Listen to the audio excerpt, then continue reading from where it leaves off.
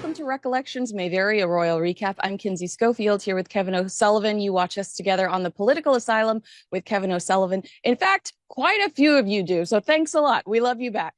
With plenty of time on our hands today, Kev and I are going to dissect this Vanity Fair article that was researched so forensically. Kev, I'm getting calls from outlets that I typically don't hear from that are like, we've got to dive into this Vanity Fair article. Do you feel like the tide is turning for Harry and Meghan? Does this Vanity Fair article have some weight that they can't just dismiss in the way that you and I have discussed previously? Absolutely. I think this is the end of the line for the image that Meghan has been desperately trying to promote. That is that she's a lovely person. Oh, I must go and help the victims of the Los Angeles fire. Well, if you really want to be thought of as a nice person, Meghan, start behaving properly. Start behaving well to your staff. Start treating people with respect. What we're getting more and more is this image that she wants to portray in public and the truth about her when she's not in public. Now, Vanity Fair, a lot of people say astonishing revelations. Well, I thought it was a fantastic read. It's an 8,000-word article. That is huge. That's almost as long as a novel. It is forensically researched. Vanity Fair is a very respectable publication. They cannot just turn around and say, this isn't true, this is just people with an axe to grind, people with an angle who are against us. No, they can't say that. In fact, their only unofficial response to this fantastic article in Vanity Fair is it's distressing. Well, that's not a denial, is it? Now, everything that Vanity Fair is saying really is just an expansion on what just 2 or 3 months ago the Hollywood Reporter said about her. That she was a tyrant in high heels, that she had tantrums at 5 in the morning, that she reduced grown men on her staff to tears. Now, Vanity Fair has taken that theme and run with it, and they've even managed to up the ante that people who worked with her were so traumatized by the way she treated her that they had to go into therapy. Vanity Fair's article is an 8,000-word forensic deep dive into Meghan's leadership, and the Sussexes can't just dismiss it this time. 8,000 words. That's not a celebrity puff piece. That's an autopsy report on a public image. When Vanity Fair, a publication deeply embedded in American cultural history, decides to dedicate this much space to a figure, it signals something seismic. This isn't gossip page drivel. This is the journalistic equivalent of a courtroom deposition.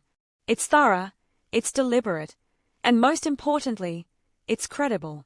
The question is, why now? Have media powerhouses that once protected Meghan and Harry finally grown tired of the performance? Or is this just the inevitable outcome when the packaging no longer matches the product? They can't deny this anymore. And let's talk about Vanity Fair. Vanity Fair is the nearest thing the magazine world in America gets to the Bible. To say it's taken seriously is the understatement of the century. Vanity Fair has an impeccable position in American culture. It is the magazine of the United States of America. To be disrespected in that, to be written off as American hustlers by Vanity Fair, trust me, Kinsey, you know this, that's the end of the line. There's no coming back from this. And how many times must this woman be accused of bullying before people like you and I can turn around and say, that's enough accusation, she is a bully. Now, she was accused of being a bully back in Britain when they were still working royals. She bullied front staff at Buckingham Palace, in all the palaces, by all accounts. Memos were written to the Queen to alert her to what was going on. She made Kate cry in a row over the bridesmaids' dresses. Then they come to America, where she's accused of being a bully to her staff there. That is enshrined by the Hollywood Reporter, another very respected publication. We're not talking about sensationalist tabloids here. We're talking about proper journalistic publications that do their work, that do the research. The Hollywood Reporter spoke to 12 people who have worked for Meghan, one of whom still was working for her. Now the Vanity Fair has spoken to many more people who've been around her, who've worked for her.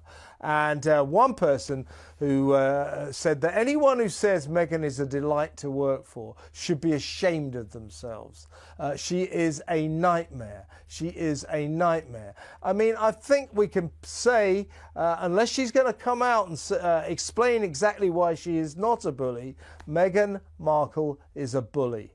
And it is as simple as that. And that is why her name is poison in Hollywood, why she is toxic, and Harry and Meghan will never make it in Tinseltown. 2025 is going to be an interesting year for those two. Yeah, no Markle Sparkle. I had Fox News ask me yesterday, why do these bully claims seem to haunt Meghan? And I said, I think the bully allegations continue to haunt Meghan because they are likely true, and Meghan's behavior is not changing for the better. I don't think it's that difficult of a question. Let's talk about Vanity Fair.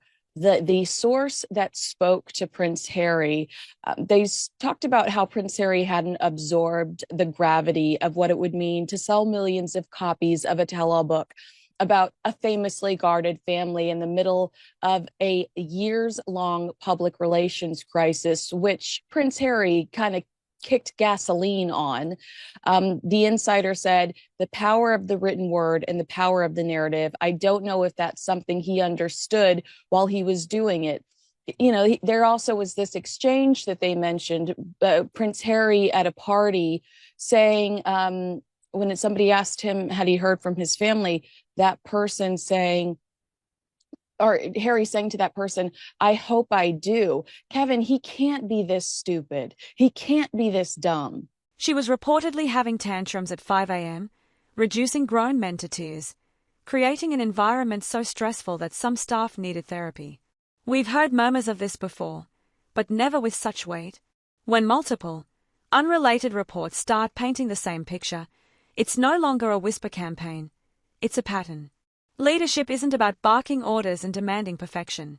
The greatest figures in history, from Queen Elizabeth II to Margaret Thatcher, understood that true leadership requires temperance, patience, and respect. If these allegations are accurate, Meghan's leadership style isn't one of command. It's one of control through fear. And here's where it gets interesting. This aligns almost exactly with past leaks from her time as a working royal. Claims of bullying palace staff, dismissing advisors, and even reprimanding aides in public.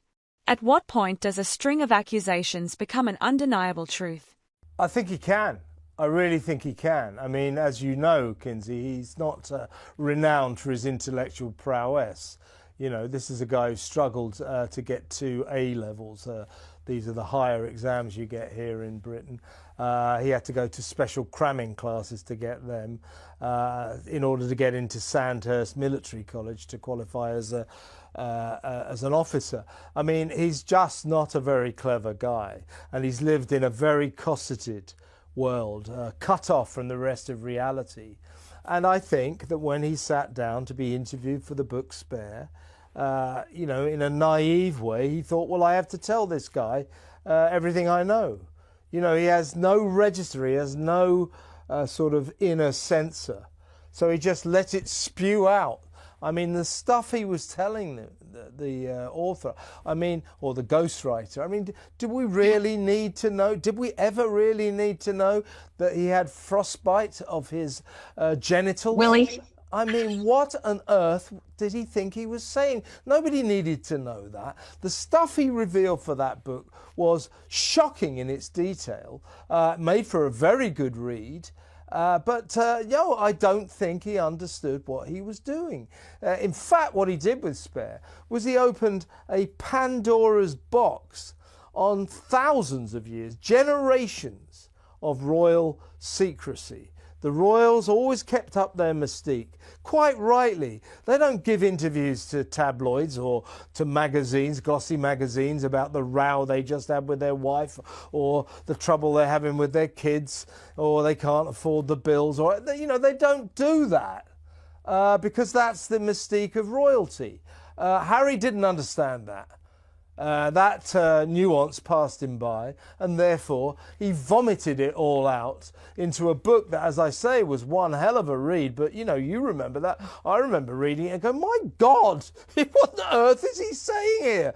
So, no, I think it's absolutely true that when Harry gave that tell-all interview to the ghostwriter, listing everything that ever happened, I mean, obviously slanted in his favour, that he knew not what he did. He did not know what he was doing. Their only response so far has been to call the article distressing. That's not a denial. Distressing, a word carefully chosen to sound wounded yet avoid accountability. If these claims were baseless, we'd expect a forceful rebuttal, a factual correction, or even legal action. Instead, we get a vague emotional reaction. This is Crisis Management 101, express displeasure, not refutation, because refuting would require counter-evidence. But this time, the usual script might not work, because this isn't the Daily Mail or the Sun. This is a publication with prestige, reach, and credibility among Hollywood's elite. And if there's one thing Hollywood does well, it's turning its back on a sinking ship. Did you have an issue with the idea that the writer talks about everyone saying that Harry and Meghan are deeply in love, they are so hot for each other, you feel like you shouldn't be in the room, but there's also the idea of Meghan shopping around a book about post-divorce? I justify it in my head that couples go through highs and lows, and perhaps this conversation happened during a low.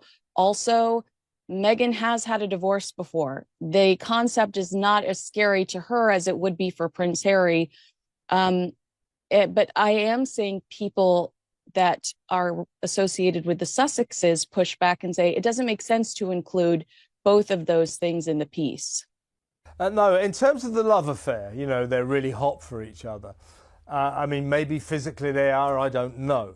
But I think this is a two-sided relationship. I mean, you know, I'm sure Meghan's got affection for Harry and all that.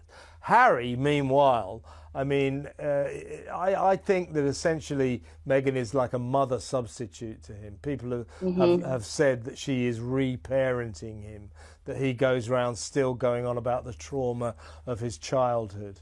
And he's looking for a mother figure, and that is what Meghan is. So he is absolutely enthralled to her. I think her attitude is different. I think he can't even contemplate the idea of them splitting up, of her leaving. I think she probably calculates it all the time, probably thinks about it. Now, when this story in the Vanity Fair magazine, in the 8,000-word article, when that is relayed, that somehow someone somewhere connected to Meghan asked around the publishing world about a potential post-divorce book written by Meghan, I think that, look, it was framed that she wondered whether publishers might be interested in that book. She knew full well they'll be very interested. Any publishing house, you know, would rip her arm off for that.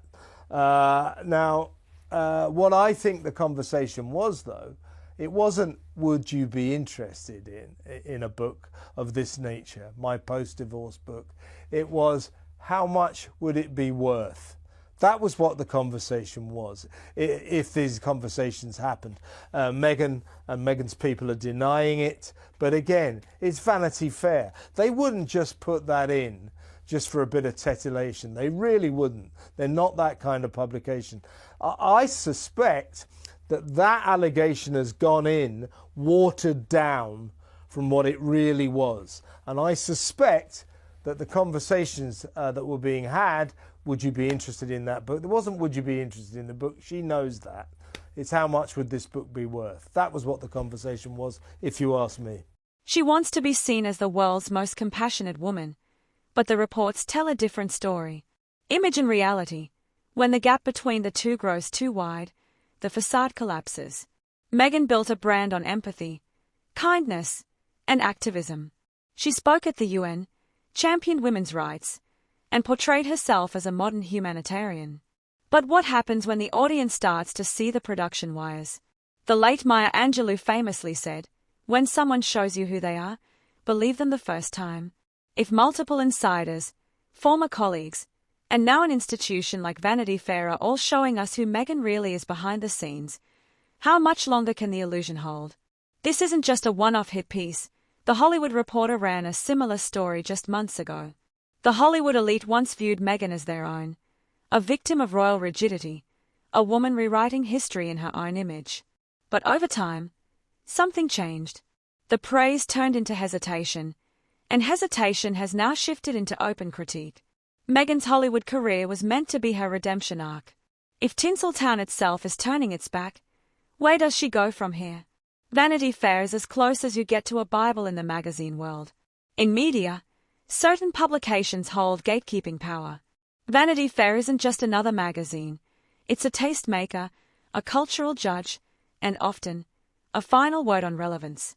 If they've decided that Meghan's image is fair game for dismantling, then the industry has already moved on. The implications of this aren't just personal, they are financial. Meghan and Harry's brand is built on perception.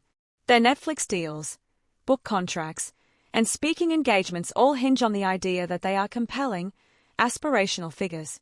If that myth crumbles, so does the commercial appeal. What happens when no one is buying what you're selling anymore? What do you think? Is this the moment where it all falls apart? That's the million-dollar question. Is this just another rough patch that Meghan and Harry will weather, or is it the beginning of the end? In the court of public opinion, redemption is possible, but only with genuine humility and change. So far, we've seen neither. The world once believed in their story. But stories require truth to last. And when the truth is no longer on your side, no amount of PR spin can save you. Reputation is what men and women think of us. Character is what God and angels know of us. Thomas Paine. So, here we stand at yet another crossroads in the Harry and Meghan saga, but this time, the road ahead looks far more uncertain. Once, they were the world's most talked about couple, hailed as the fresh, modern force to shake up an outdated monarchy. Now, their strongest allies in media and entertainment are slowly backing away, leaving them with fewer places to turn. The Vanity Fair exposé isn't just a critique, it's an indictment. And in a world where perception is power, this kind of shift is often irreversible. If Meghan and Harry hope to salvage their public standing, it's time to abandon damage control PR and embrace authentic accountability. Because in the end, people can forgive mistakes, but they won't tolerate deception. So, what do you think? Is this truly the end of the road for Meghan and Harry's brand? Or is there still a way back? Let us know in the comments. The truth is like the sun. You can shut it out for a time, but it ain't going away. Elvis Presley. Thanks for watching and see you next time.